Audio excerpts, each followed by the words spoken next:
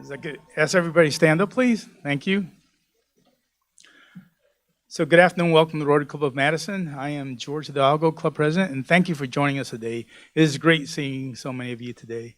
One of the things that normally I do a positive affirmation message, I'm going to skip it because it's a little bit long and come back to it a little bit later. So postpone it in a way and go right into the music. So Casey Okers will start off with This Land is Your Land. Casey?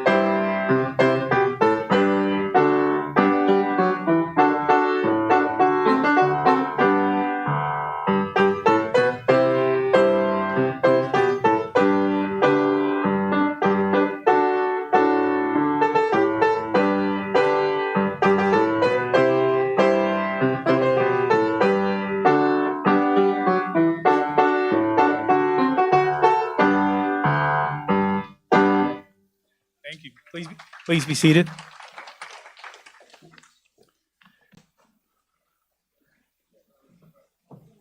So it's great to get back into a little bit of a routine, that's for sure. So one of the things, just reflecting, I think if we all remember last spring, it seems so far away, but it's a massive lockdown, right? We had no in-person meetings, large or small. If you remember, we canceled our meetings as of March, right, when everything kind of shut down. People hoarding canned food, so you remember that, and going to the supermarket, and you were limited to how many steaks or hamburgers or hot dogs you could get at the supermarket. And then, of course, everybody remembers their favorite, the shortage of toilet paper, okay? And the funny thing is, in the military, I used to teach survival, and for some reasons, toilet paper wasn't the top of the list that you had to have, So it's kind of interesting that toilet paper became such a scarce commodity. And worst of all, though, is really just no vaccine, right? We didn't know exactly what was going to happen. And we had a lot of hope that one would be developed, right? But if you remember, I think, and we have a lot of medical people here that say, boy, vaccines take a long time. It's usually average about 10 years of research for a vaccine once you discover an issue. And if you think about it, there's vaccines. There's diseases that we don't even have a vaccine for. We don't. Ebola, right? Is there a vaccine for that? And they've been here for a long time. Ebola is what, 30-something years, right? So when you look at it, it's just like, holy cow, this unknown is just amazing. What is truly going to happen? And we were hoping that, hey, maybe in a year, maybe in 2 years, there would be a vaccine so that we could slowly return back to normal. And what's interesting, I think those who are epidemiologists would say that I think the fastest vaccine ever developed was the mumps vaccine, which was in 1960, and that took 4 years. So if you think about it, the best vaccine in history took 4 years to develop. Man, this doesn't look good for us, right? And so it was so much uncertainty at that time. But look at life this spring, right? No more lockdowns, right? I think the Dane County just opened up 75% on restaurants and churches and so forth. And it's safe to see friends and family again. No shortages in stores. So I can actually grill. I have a facility of 130 people, and I usually grill on Saturdays. And so when this kicked off, it was like, holy cow, I got to go to 5 different stores and then pick up enough hamburger for my staff. Now it's great. I can go to Costco, and they have enough, to be able to make our grilling on Saturdays, a fantastic event. So no shortages in stores, right? And the other great thing is we not only just have one vaccine, right? But we have several vaccines that are highly effective and widely available so we can all exhale, right? God, what a relief, right? To do a vaccine in an unheralded a 1-year time period, considering that the other one in our history, human history, has been a 4-year time period. To do it in 1 year, I mean, we have to be grateful for that. So if we look at 60% of people in Dane County have already had one, right? And 93% of people over 65 are fully vaccinated, right? So I would say that being that our average age is 62, I would say about 90% of our group is already vaccinated, right? So most of the people in here. So, you know, after what felt like a year-long winter, we're finally into a real spring, right? But if we continue to live exactly as how we lived last year, what's the point of the vaccine? So the joy of being vaccinated lies in the opportunity it gives us, an opportunity to meet our friends again, to sit at the same table, to share the same experiences. So at Rotary, we observe social distancing, right? I mean, you guys aren't sitting on top of each other, right? We have enough hand sanitizer to bathe in, right? So I don't know if you saw that you can actually bathe in all the hand sanitizer we have. And we are following all the guidelines to the letter.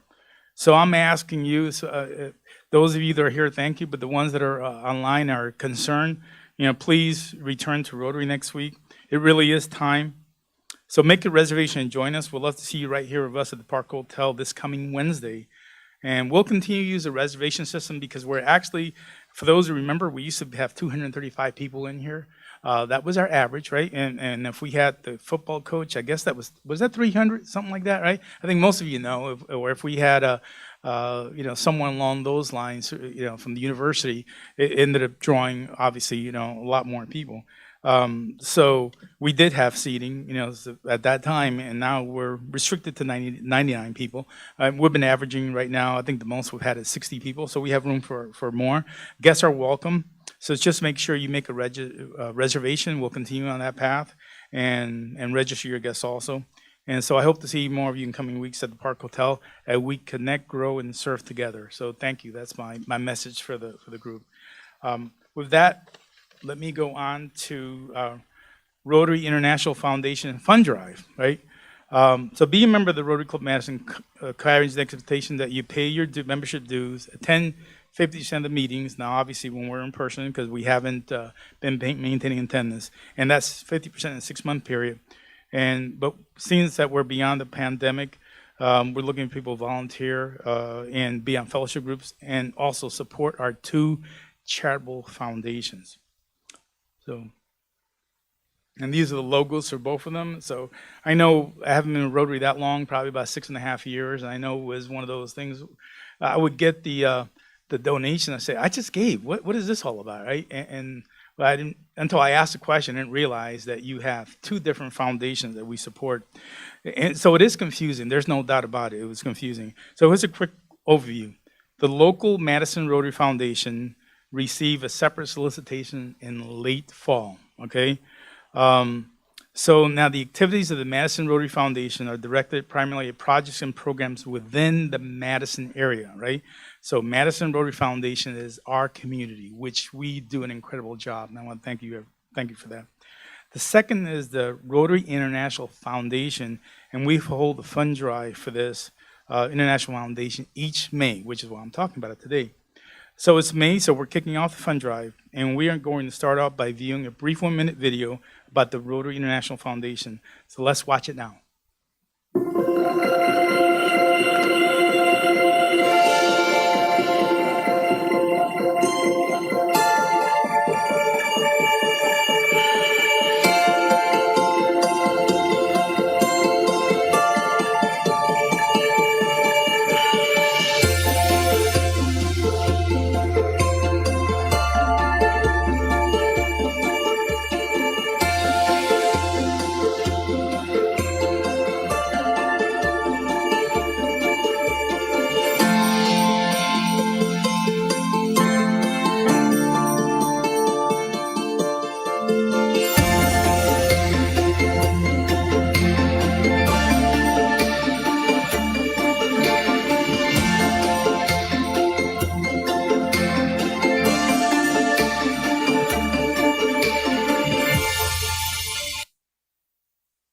Okay, thank you. And I'll call on Mary Downey, who chairs our International Committee, and she will tell us more about the Rotary International Foundation and this year's fund drive. Mary? Thank you, President George. Well, I'm delighted to be here. Actually, I'm just delighted to be anywhere. I'm delighted to have a reason to put one of the 3 outfits that still fit me on and get out of the house. So that's my Melanie Ramey imitation, and I'll just stop now. Oh, you're all very, very kind. Thank you. It's been a long time since I've been around this many people, so thank you for that. As President George said, each spring in the month of May, members are asked to contribute to the campaign for the Rotary International Foundation. And by now, you should have received a mailing from us with the information and the pledge form for this year's foundation campaign. So what do the Rotary International Foundation grants fund? They support those sustainable projects that fit within those 7 areas of focus. And there is detailed information in the mailing that you received about those areas of focus. Our international committee is finishing up the Change Her Story project in Ghana that we engaged in for a number of years. Wrapping that up is still a little bit delayed because of pandemic. That's sort of the rejoinder for anything because COVID. But we are also launching 2 new international projects this year that I'll talk about in the coming weeks. And with each of those, we anticipate getting those matching funds from Rotary International Foundation. There is one catch, however, and I'm literally going to read this because, as we've said, it's confusing and the words get crazy. Our district requires clubs to contribute an average of $100 per member to be eligible for matching funds for international projects. And matching district funds are required to receive matching funds from the Rotary Foundation of Rotary International. There, I got it out. And in order for our club to be eligible for $75,000 in district and international matching dollars for future projects undertaken by our club, we need members of our club to contribute a combined total of $45,000 by June 30th. We made the goal last year, even with pandemic, and we're very, very grateful for all of that support provided. We hope you'll pick up that mailing that you received last week, complete the pledge form, and return it to the Rotary office. Please help us achieve that goal of $45,000, and thank you.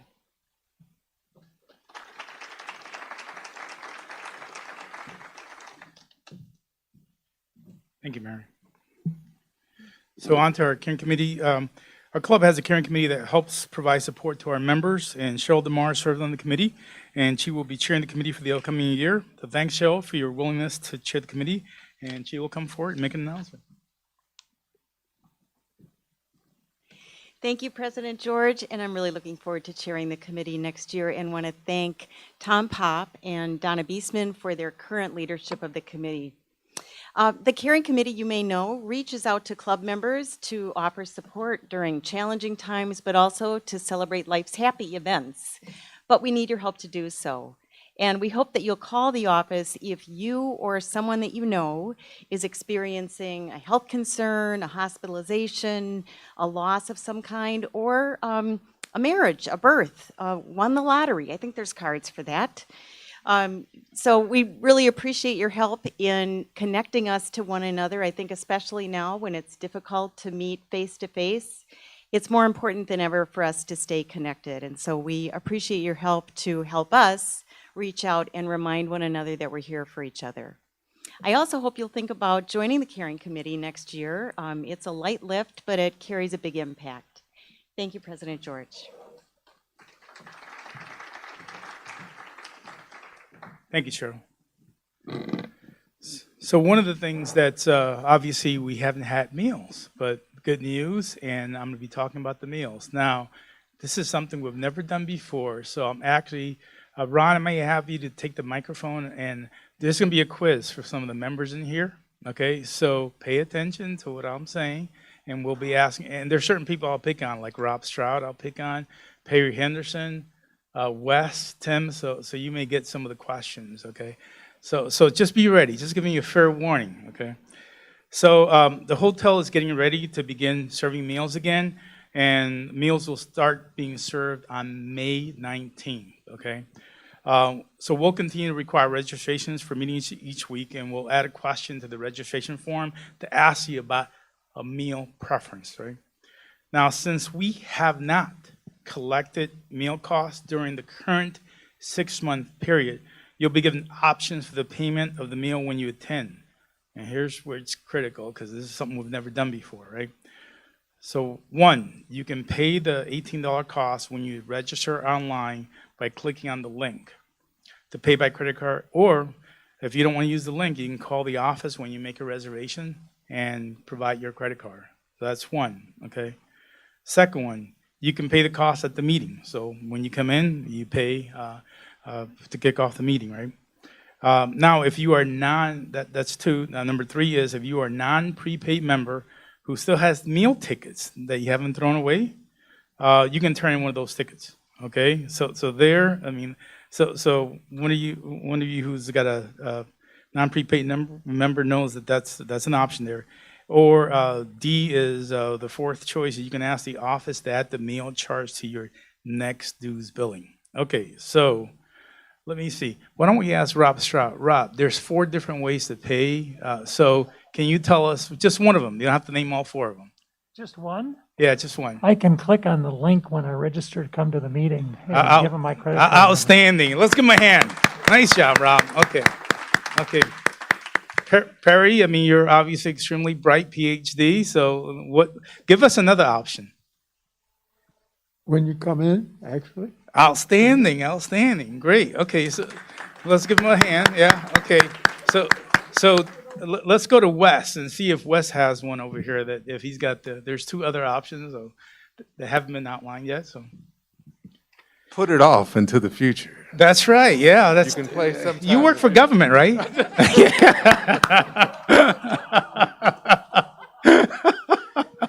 Tim, what's the other one?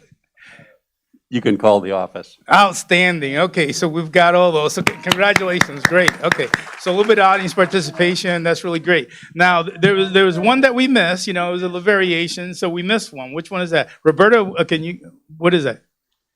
If you have tickets still in your Outstanding. house, That's you can right. bring in one of your tickets. That's right. So we have all the options. So now we know what the process going forward is. Now, this weekly meal collection is temporary through June 30th, because remember, we're in a certain, this is the 2020, 2021 Rotary year, and then the next Rotary year starts on July 1st, right? So this is only temporary.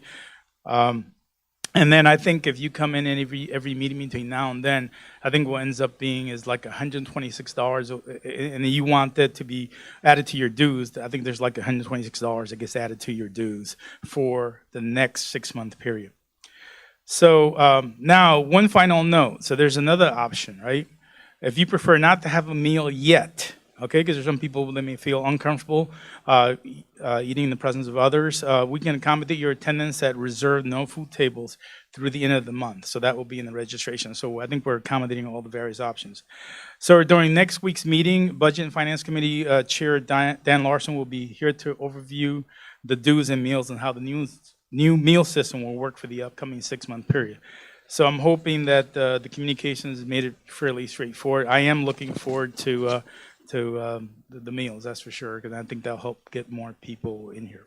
With that, let's go on to birthdays. Okay, so we have birthday celebrate a little bit of wisdom and humor that complements Rotary's mission, and we also encourage members to make an age-appropriate gift to the Madison Rotary Foundation, rounded up to $100 for our club's Synergy Scholarship Fund. So on May 2nd, and Mary, I'm going to ask you to stand up. Okay, Mary Donahue, okay? May 2nd, Vicky Holshoe, okay? Okay, on May 2nd, Rich Leffler. Is Rich here? No? Okay. May 3rd, Elizabeth Kirstein. May 3rd, Dick Lovell. May 7th, past President Terry Anderson. And May 7th, L.J. Charleston. So thanks to celebrants for the contribution to the Madison Rotary Foundation. Please join me in wishing them a happy birthday. And Casey Okers will play Happy Birthday on the flute.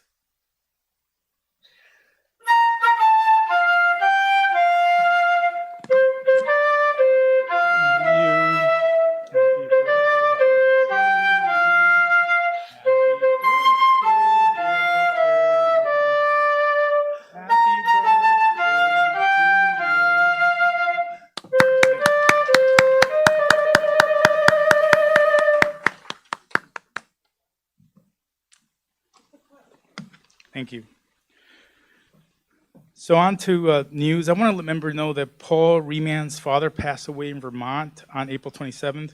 So we extend our sympathies to Paul and his family. And we have a few members in the news that I'd like to share with you.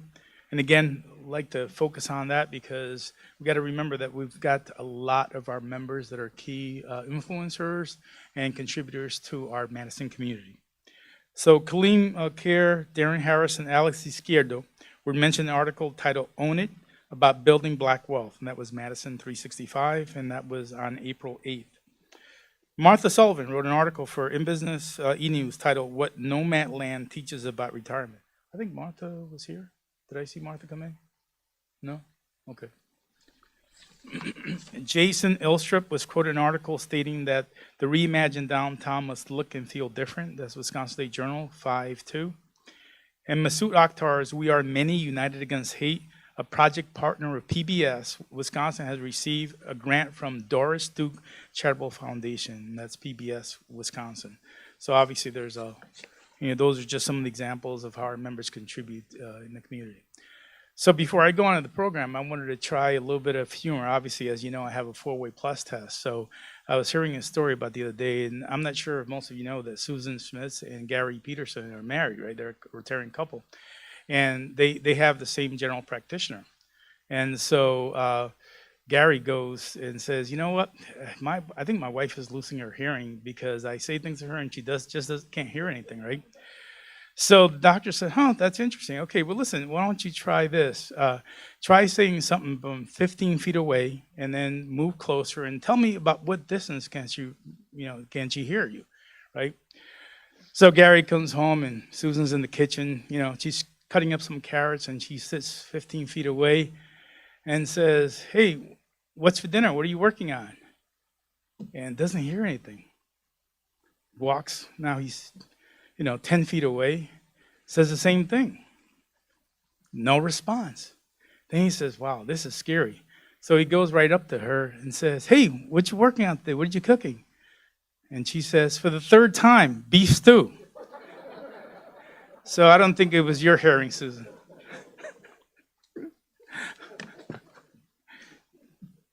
So with that, let's go on to our program, okay?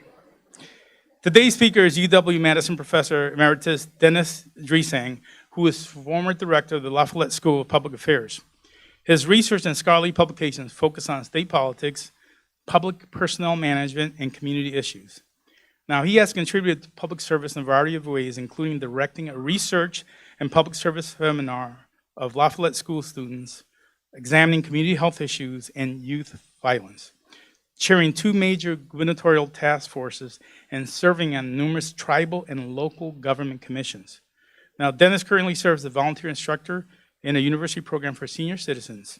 Today, he will tell us about the book he authored about Pat Lucey, who served as governor of the state of Wisconsin from 1971 to 1977. So we thank Mystery to Me Bookstore, which is set up in the hallway to sell this book. Or if you're watching online, you can visit Mystery to Me Bookstore in person or go to their website to purchase the book. So we look forward to your presentation, Professor Dresang, and we have made a contribution to Rotary International Polio Plus Fund as a way to say thanks for speaking us today. I will also want to mention that we do have Q&A with our speaker at the end as time allows. So if you are watching online, you can use the Zoom chat function and I'll be watching for questions. We'll also be taking questions from our live audience. So let's welcome Dennis to our virtual podium.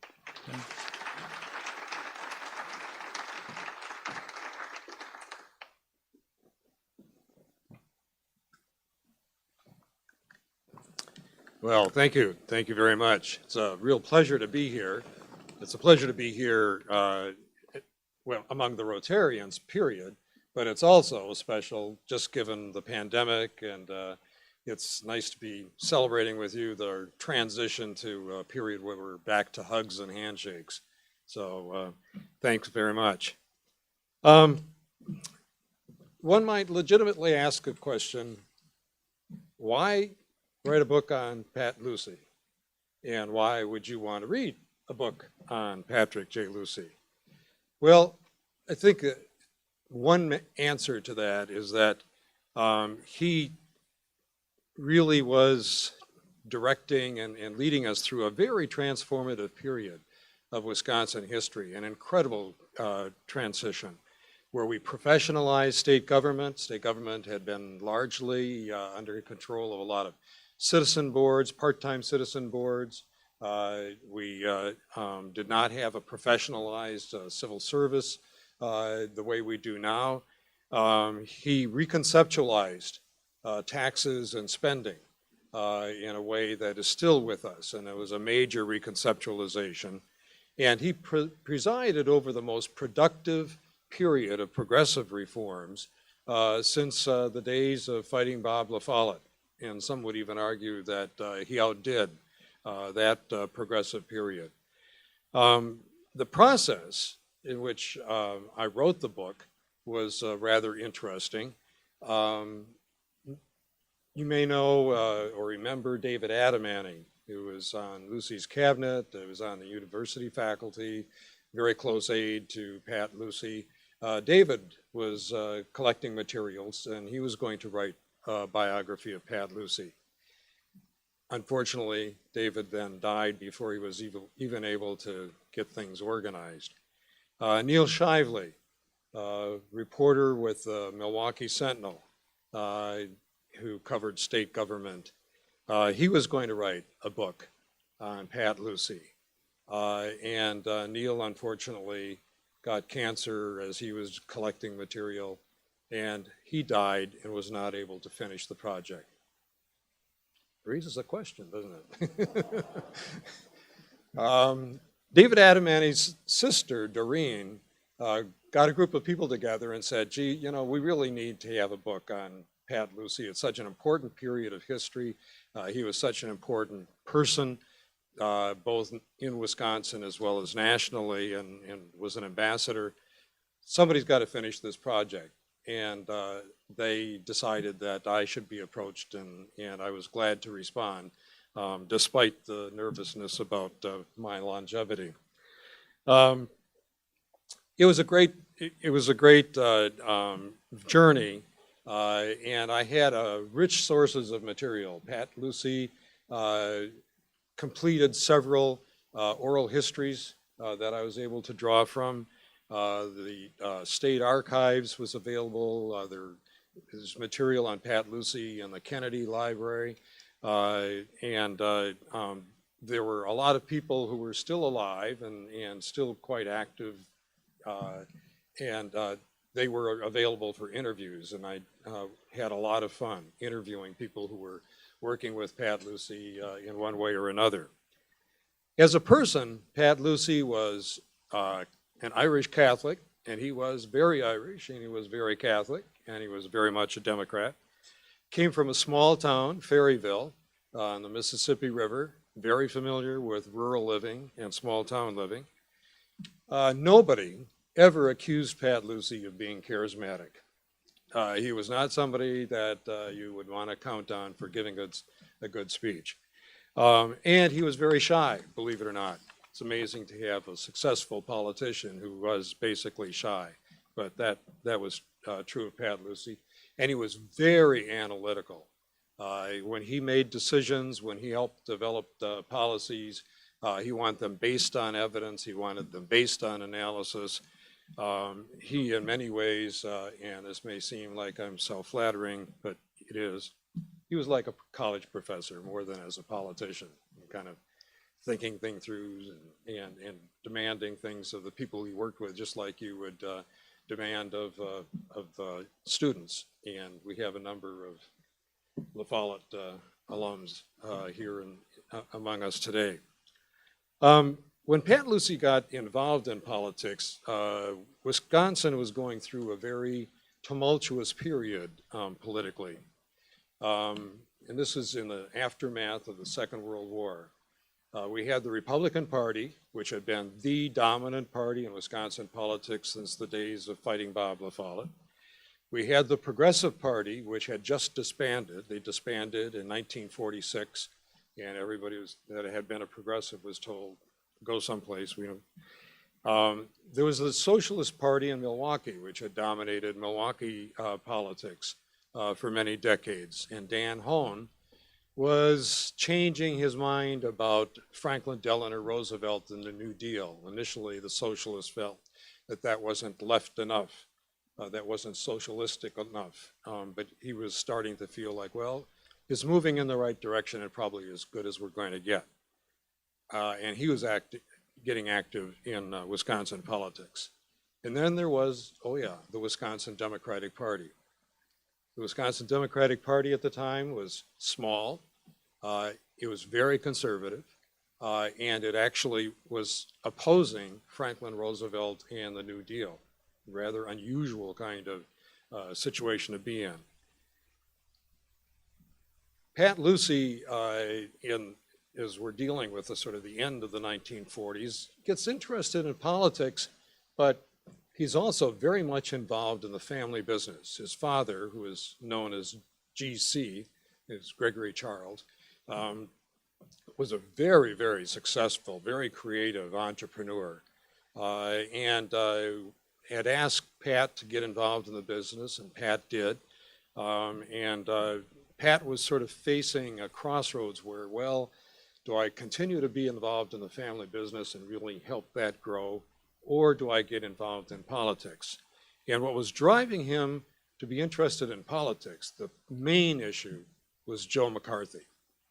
He was very, very frightened of Joe McCarthy and McCarthy's effects on individuals that were being accused without any reason of being communist at a time when everybody was very fearful of communism, that he was basing his whole career on a kind of politics of fear and division. Well, there was a group known as the Democratic Organizing Committee that was responding in this kind of situation that I just mentioned.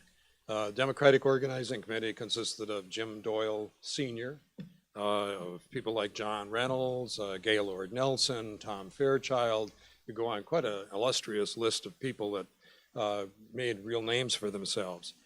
And in 1950, the Democratic Organizing Committee, through its then chair, Jim Doyle, contacted Pat Lucey and said, how would you like to become our executive director, our organizer, and organize a new committee? The issue for the Democratic Organizing Committee was because of some legal issues that I won't go into unless there's a question later. It was a lot easier, made more sense to not try and take over or transform the Wisconsin Democratic Party, but instead to organize the Democratic Party of Wisconsin, which is what we have now. And to organize the Democratic Party of Wisconsin and then go to the National Committee, National Democratic Committee, and say, we're the real Democrats in Wisconsin. Please recognize us when we come to convention and nominate a president and vice president, et cetera, et cetera.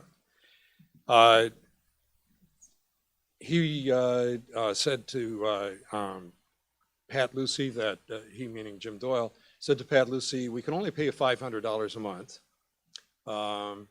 So that's going to be an issue. Pat said, well, I'll maybe get an allowance from my dad to help make ends meet, and I'll take the job, because he really was concerned about McCarthy and wanted to see this whole enterprise succeed. 1951, he got married to Jean Blassis and did the computations about his income and expenses, and they wanted to start a family and all that sort of stuff. So he had another discussion with Jim Doyle, again, Jim Doyle Sr., and said, gee, I got to do something. I'd like to continue working and organizing, but I've got to do something to make some money. And what Jim Doyle suggested was that he go into real estate. He said, in real estate, I'll bet that you could do a good job, you can make some money, and you'll have flexibility, flexible hours, more than in a lot of other enterprises that you might get involved with. So he introduced him to some realtors, and as I'm sure those of us who have been around Madison for any length of time know, he indeed developed a very successful business in real estate, and within a 3-year period, became the largest real estate dealer in Dane County.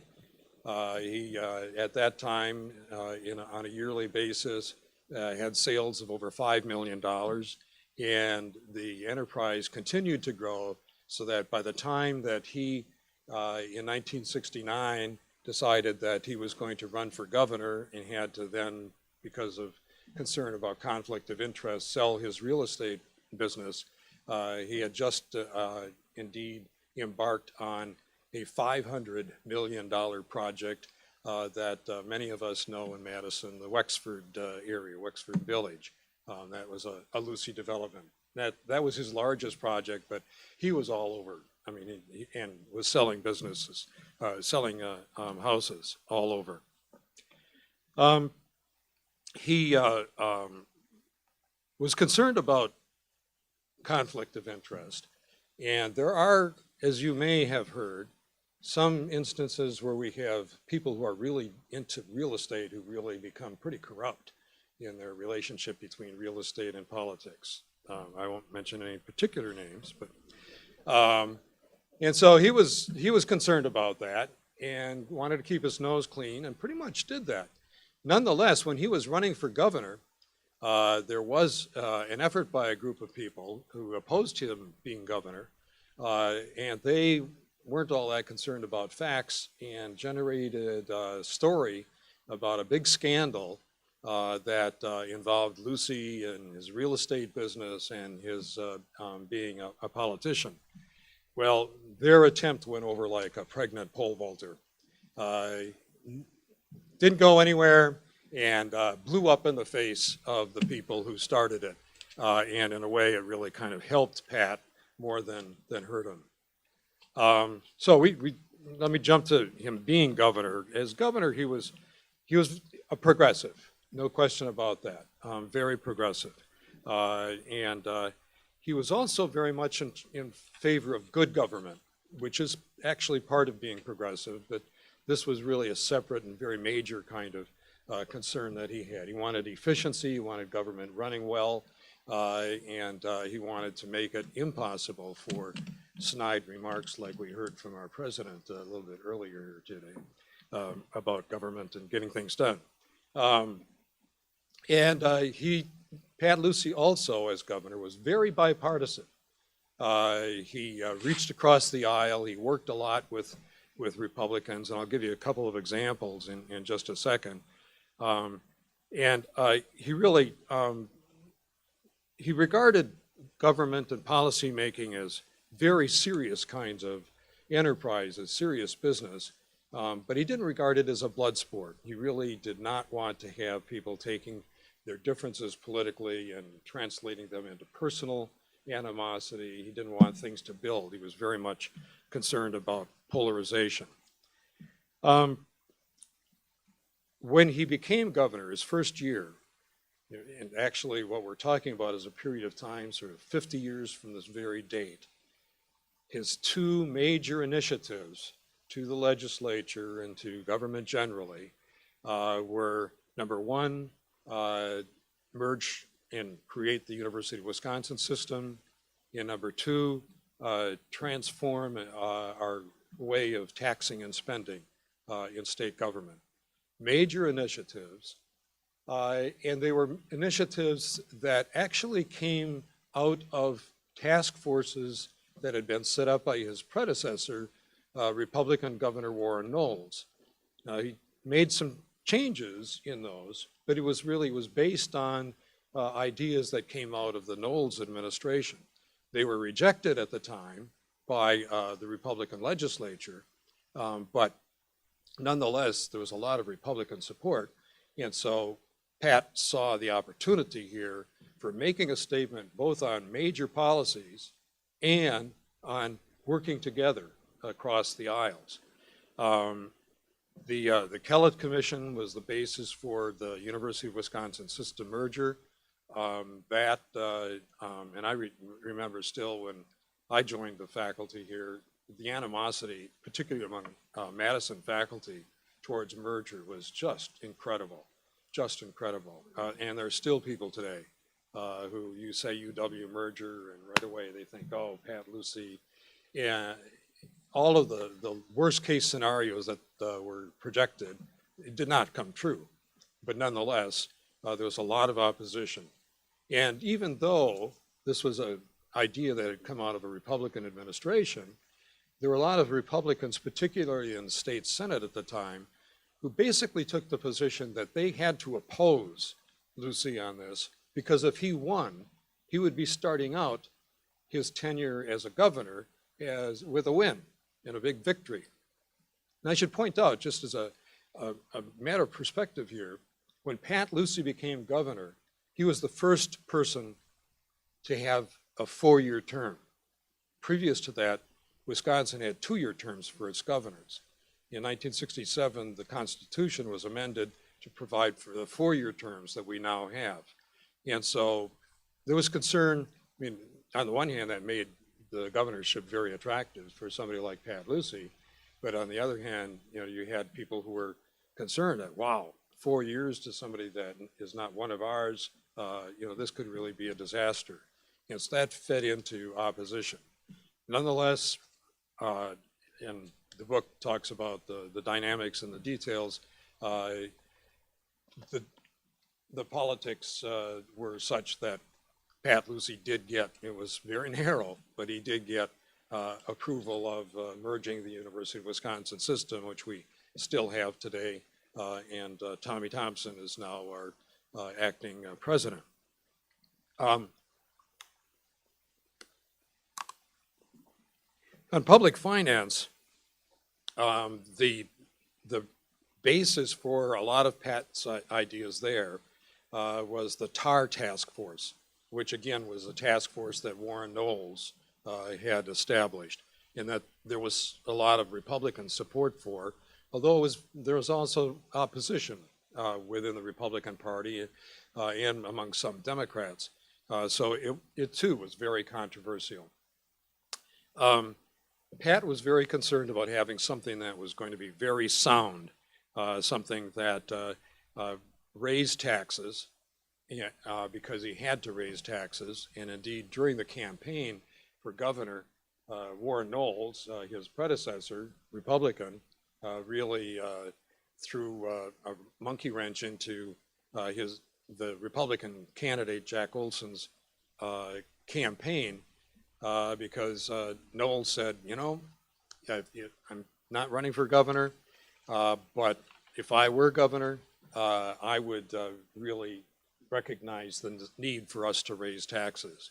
And that, of course, fed right into what Pat Lucey was saying, as Pat was running on part of his campaign was to say, we need to raise taxes to pay for what we need to do in the state of Wisconsin. Beyond that, a real key issue for Lucey and for a lot of people in Wisconsin was property taxes. Still is, right? But it was even more so at that time. Property taxes, believe it or not, were on a rise of about 10% per year.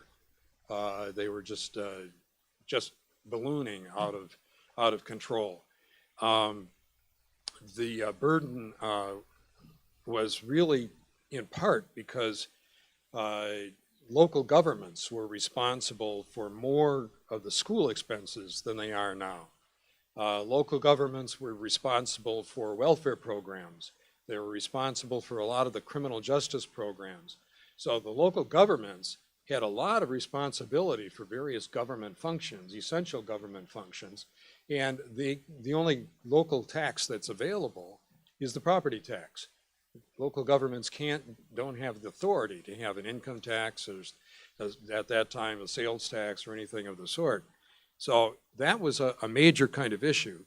And there was also a big burden on businesses and on farms that had a lot of property, particularly when we could include as property inventories and machinery and equipment and the like. Pat Lucey was very concerned about the effect of this burden of property taxes on poor communities, a lot of the small towns. And again, that's where he came from. He was very familiar with the dilemmas of small towns around the state. And the issue here, in where we talk about a reconceptualization, is that at the time, there was a principle of point of origin, which said that state government would give back to communities money to help with their expenses based on where those taxes originated from. So what, you think about it, point of origin means that the wealthier communities are going to get more back because they contributed more into the state treasury. The poorer communities were not, and that's how the formula went. What Pat basically did was he said, we need to get rid of point of origin. That's not helping us at all. And instead, what we need to do is have an equalization formula. Now, that's a term that I think most of us are familiar with today. That's what we use today. It's been tweaked over the years, and some of us would say good tweaks, and some would say some of the tweaks have been pretty bad. But the point is that that's how we deal with it now, is that you get the money into the state treasury from the income tax and the sales tax. Those are the two primary ones. And then you help the local governments based upon their need rather than how much money they contributed into the state treasury. And you sort of redistribute in that way. The other thing that Pat did in terms of reconceptualizing taxation, and it was very controversial, and this is where he got a lot of pushback from the Democrats, was with the M&E, or machinery and equipment exemption. Pat's point was, look, machinery and equipment are ingredients that you use to generate your income as a business. Let's tax the income. Let's not tax the property. Because in a way, what was being taxed was both the income and the property. And so he got that through and pushed that through as part of his way of reconceptualizing. And the final part of reconceptualizing was then to put limits on the amount of property taxes that the local governments could have, levy limits that we're familiar with. Again, something controversial. It changes over the time, but if you forget about the changes and you focus on, well, what's the basic idea here? What are the basic concepts? That's what was being pursued here. I could go on and talk about his agenda, which was very ambitious. When Pat came into office, he had literally a piece of paper. They'd written down about 24 different things that he wanted to accomplish while he was governor. And he was very focused, and he was very much driven by that particular policy agenda. And again, it was an agenda that was really a good government agenda. It was a progressive agenda. It was an agenda of bringing more minorities and women into government positions. It was an agenda of helping out rural areas in small towns where he came from and the like. It was an agenda that, there was only one item on the agenda that he did not accomplish, and that was no-fault auto insurance. And that got adopted in the state later on, but he did not succeed at that. Other items on his agenda, he was able to check them off, and when he was approached by President Carter to resign as governor and become ambassador to Mexico, one condition, the major condition that Pat Lucey placed on accepting that offer was to finish pushing through court reorganization. The way that our courts are organized now is another legacy of the Pat Lucey period. So what we've got here in short is somebody who's got a combination of real passion for social justice, for providing opportunities for everyone so that others could experience the kind of upward mobility that he experienced, that his family experienced, and also doing that in a way where the focus would be on problem solving, not on polarization. That it would be, let's all work together on this. Let's focus on the issues and not think about just power for the sake of power. So with that, let me stop and get your comments and wisecracks. Okay, we have time for questions. Oh, thank you. Yes, Dave Baskerville. Thank you, Professor. In international business circles, it's considered the Kikkoman plant in Walworth County is considered one of the most successful FDIs, federal foreign direct investments that have ever been made. And still today, the Bogie family would say it's the most productive and efficient plant in the world for soy sauce. Did you adequately cover in your good book that I have not read that I hear it's for sale. that effort that Lucey made to make that happen? Yes, I do include the story of the Kikkoman plant being established, Walworth County, a rather conservative, Republican-oriented county. And it's important for us to remember the context here. This is the first Japanese company to make an investment in the United States, not just Wisconsin, but the United States. And they wanted to locate it there. It was in the midst of all the soybeans that were being produced. And as you said, just almost immediately became the place where if you wanted soy sauce in the United States or Canada, it was coming from there. And because of the connection with the Japanese and some other issues, there was concern. And in Walworth County, there was resistance. And what Pat Lucey did is he got the local legislator, they drove down there unannounced, uninvited to the county board meeting where the county, the issue was whether or not to give them a permit to establish the plant. And Pat Lucey gave a speech saying, we need to put aside our concern about the Japanese. You know, these are people who are going to really help us out. Think about jobs, economic development. It gave the kind of speech that you would imagine that why the permit ought to be issued. And then he kind of ended up in a way that Pat Lucey didn't always end up. But he said, and by the way, if you deny this permit, your representative in the legislature and I are going to have a press conference tomorrow. And we're going to talk about what you did and why you did it and the like. And they went ahead. They went ahead and they approved the permit, and the state provided some assistance to get it going. And yeah, the rest is history. So enjoy your soy sauce. Thanks a lot, Professor. The time when I was first getting interested in government, so I find it very interesting. Two questions, one humorous, one real. I always heard and have never confirmed that Lucey never really stayed in the governor's mansion because his house in Maple Bluff was better. Can you tell me whether that's a true story or not? That's not a true story. Okay. It's a true story for a different governor, but not a true story for Pat Lucey. Oop, there went the mic. What was the impact on his long-term relationship with Democrats when he bolted and ran with John Anderson in 1980?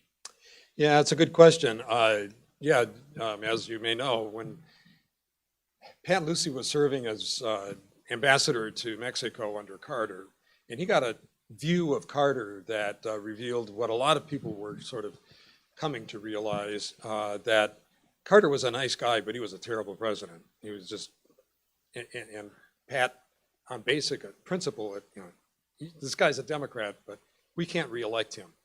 And so he teamed up with John Anderson, who was a Republican member of Congress from Illinois in the National Unity Party. And as you say, he ran for vice president with John Anderson. He got a lot of pushback among the Democrats in Wisconsin. And the pushback was very, very vicious. It hurt him, but it really didn't last that long. And it was within the context of, hey, wait a second.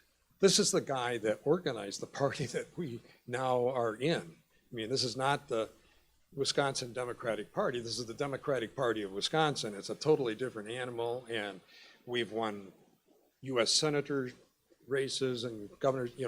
We've been successful, we're principled, and Pat is really a part of that. And when you think about it, the reason why he ran against Carter and Mondale was based on principles. And he's a principle guy.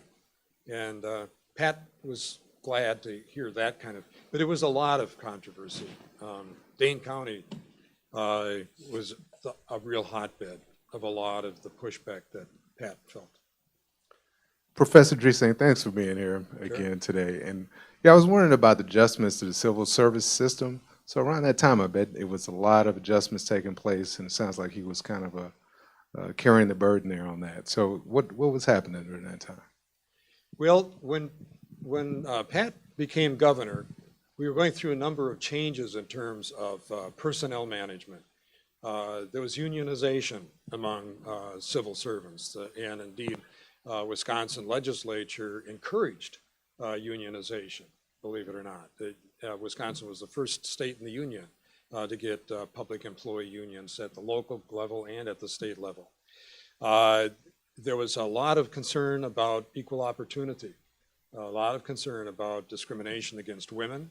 There were very, very few women in any kind of position of authority in state government, not just the appointed positions or the elected positions, but the guts of the civil service. And there were a lot of old rules that really just didn't work very well. Rules like, it was referred to as the rule of three, where people had to take an exam. And the exam, by the way, was a standard exam, had nothing to do with a job that you were being considered for. It was more of an exam that tested your ability to use the English language. That's what it was. And your score on that exam, if you got among the top 3 scores, then your name was the only name that went to the appointing authority, and they had to use one of those. It's sort of like, really? We're hiring people based on an exam that doesn't relate to their job, and it's only 3 names? So there was a lot of concern about issues like that. And what Pat Lucey did is he had a task force. He had lots of task forces for engineering changes. And he had, as the director of that task force, an incredibly able, inspirational professor. And we ended up just sort of tearing up the old statute, throwing it out, and putting in a whole new statute to professionalize and address a lot of these issues. Obviously, as you might guess, I could go on for a long time on this one. Professor, thank you very much for speaking to us today, and let's give him a round of applause, please. Thank you.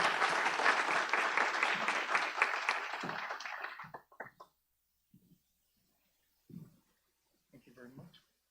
Thank you. So thank you, all of you, for attending today, and we are adjourned.